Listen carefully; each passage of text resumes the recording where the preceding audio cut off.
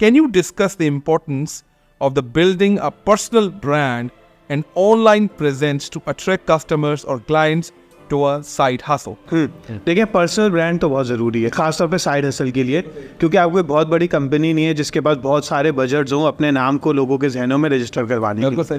सो लोग एक्चुअली इंसानों पे ट्रस्ट करते हैं, सही ना।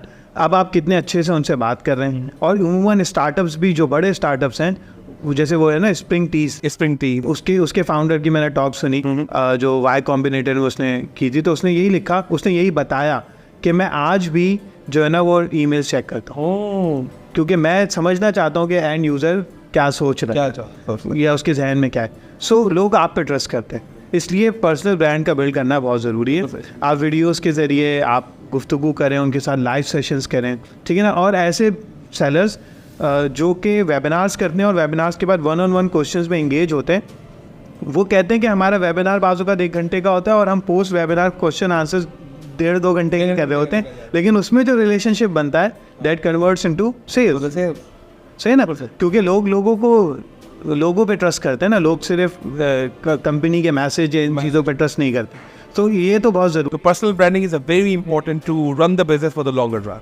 right? पर्सनल ब्रांडिंग में समझने की चीज़ ये है कि पर्सनल ब्रांडिंग इज़ नॉट कि महंगे कपड़े हों और सस्ता हो, ये नहीं भाई। आप कस्टमर का प्रॉब्लम सॉल्व कर सकते हैं, Problem solution of customer is a person. और आप उससे कनेक्ट, ठीक है ना। जब आप उससे कनेक्ट कर सकते हैं, उसे लगे कि आप रियल हैं, आप कोई दूसरी दुनिया से आए हुए बंदे नहीं है, उससे अलग नहीं, और आप चीट नहीं कर रहे।